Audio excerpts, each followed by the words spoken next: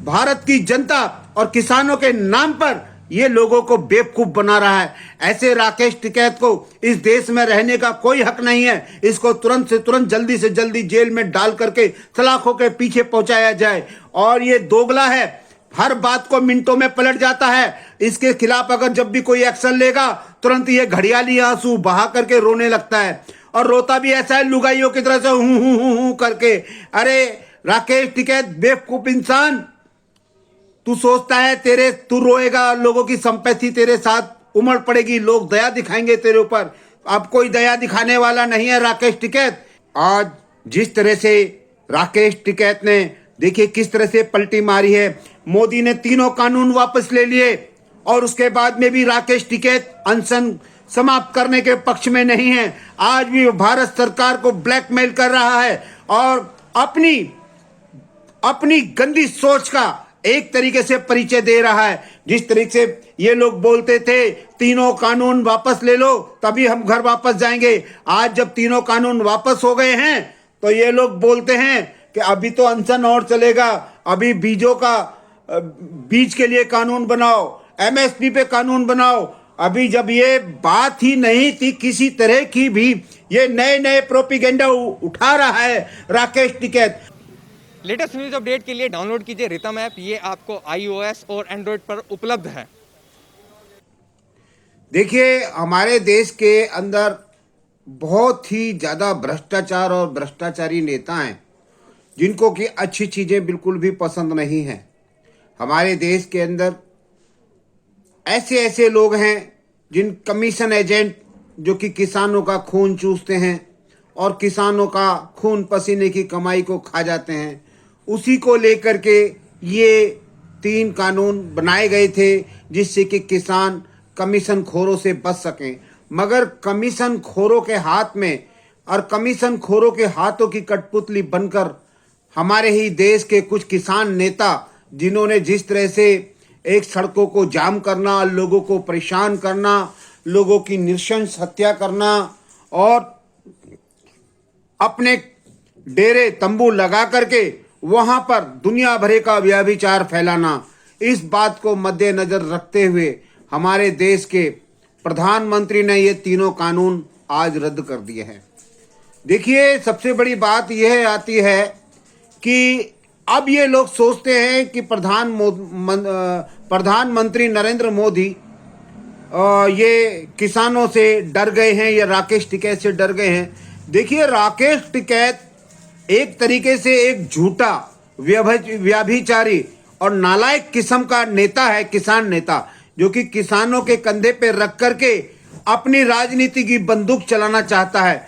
आज विदेशों के अंदर से इसके पास इतना पैसा आता है विदेशों से कि अगर आज ये अपना अनशन खत्म करता है तो इसकी काली कमाई सारी की सारी बंद हो जाएगी।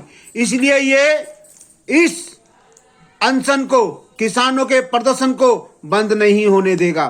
ये चाहता है कि किसानों का प्रदर्शन चलता रहे और इसकी काली कमाई होती रहे, विदेशों से इसके पास पैसा आता रहे। राकेश टिकैत को तुरंत जल्दी से जल्दी गिरफ्तार करके जेल में डाल दिया जाए और दिल्ली की सड़कों को राकेश टिकैत के आतंक से मुक्त कराया जाए।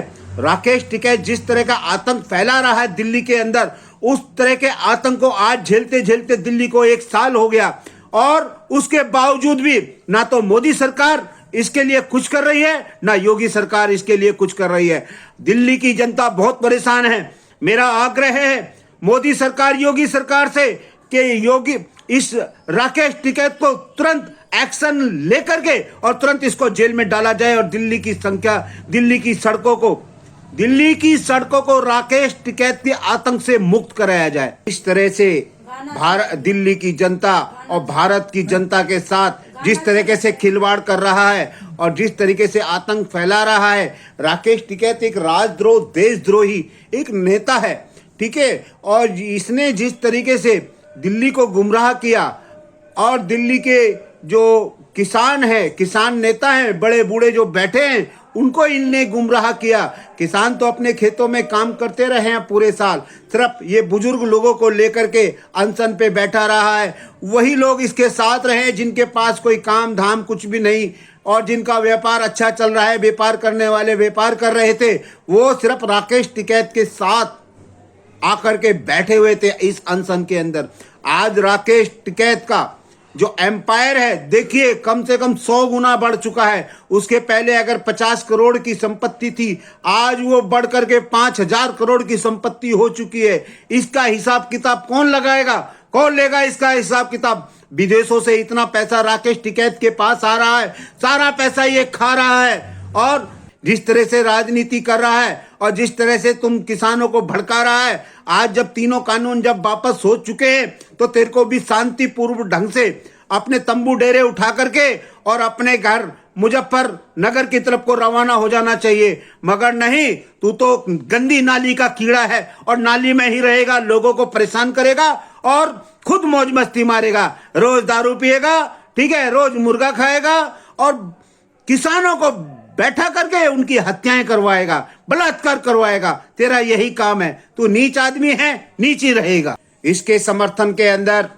देखिए कांग्रेस, विपक्ष की सारी पार्टियां, समाजवादी पार्टी, मुंबई की MNS और तुम्हारा ये शरद पवार की पार्टी जो भी है, ये सारे के सारे किसानों के समर्थन में खड़े हुए हैं। किसान क्या हैं? बहरूपीय हैं।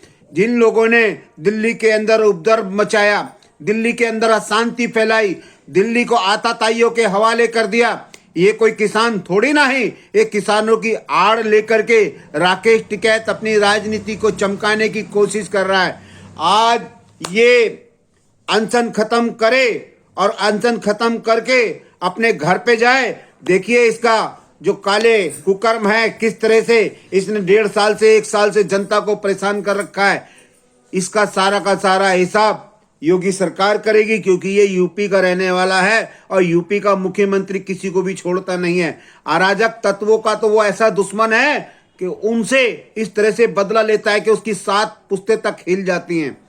और राकेश टिकैत ने जिस तरह से अपने डेरे के अंदर नृशंस हत्याएं करवाई, बलात्कार करवाए और लोगों को जिस तरह से भ्रमित किया है, उल्टे सीधे भाषण दे करके कि ये तो अनशन चलता रहेगा, ऐसा होता रहेगा, वैसा होता रहेगा, जिस तरह से पब्लिक को बहलाया और फुसलाया है, उसका हिसाब बहुत जल्द योगी सरकार करेगी।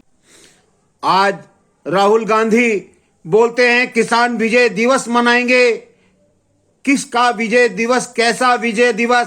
उन किसानों से पूछो जो इस बिल के पक्ष में थे, उनके दिल के ऊपर क्या बीत रही है। आज राहुल गांधी ना तो इस देश का भला कर सकते हैं और ना ही इस देश के लोगों के बारे में अच्छा सोच सकते हैं, ना अच्छी बात सोच सकते हैं। ये लोग उसमें के नेता हैं जहां कहीं पे भी अगर बीजेपी शासित प्रदेशों में कुछ भी ऐसी उपद्रव घटनाएं होती हैं, वहां बहन भाई सबसे पहले जाकर के पहुंचते हैं। और अगर कांग्रेस शासित प्रदेश में अगर कोई घटनाएं होती हैं, वहां ये लोग बोलते हैं अरे ऐसी छोटी मोटी घटनाएं तो होती रहती है। ये बीजेपी शासित प्रदेशों में छोटी घटनाओं को बड़ी बताते हैं और अपने प्रदेश में हुई घटनाओं को छोटी बताते हैं। आज जिस तरह से इन लोगों ने किसानों के जो अनशन को, प्रदर्शन को, जिस तरह से इन लोगों ने एक तरीके से सहायता दी है, एक तरीके से इनके पक्ष में बोला है और एक तरीके से इनके समर्थन में खड़े हुए हैं, उस तरीके से ये देश को भ्रमित कर रहे हैं, देश के साथ राजद्रोह कर रहे हैं। और ये पूरे देशद्रोही वाली बात ही है, क्योंकि देश में किसी भी रास्ते को जाम करना, किसी भी रास्ते पे धरने पे बैठना, किसी भी रास्ते के अवरोध लगाना, किसी भी रास्ते के अंदर अगर कुछ भी अवरोधक घटनाएं करते हैं तो वो राजद्रोही कहलाता है, देशद्रोह कहलाता है। और ऐसे देशद्रोहियों का एक ही उपाय है, इनको सीधा तुरंत जेल के अंदर डाल देना चाहिए। और राहुल गांधी और प्रियंका गांधी ये तो हमारे देश के सबसे बड़े देशद्रोही बन करके उभर रहे हैं, क्योंकि इनको देश के हित की बिल्कुल भी चिंता नहीं है। ये देश के अहित ही करना चाहते हैं। हमारे देश के अंदर अगर कोई भी आयुध उपकरण आते हैं, आयुध सामान आता है तो ये सबसे पहले जाकर के उसके विरोध में खड़े हो जाते हैं कि ये इतने का आया होगा, ये उतने का आया होगा। खुद ने तो कभी कुछ खरीदा नहीं। अगर आज बीजेपी सरकार कुछ खरीद रही है देश के हित के लिए तो इनको बहुत ही ज्यादा बुरा लग रहा है।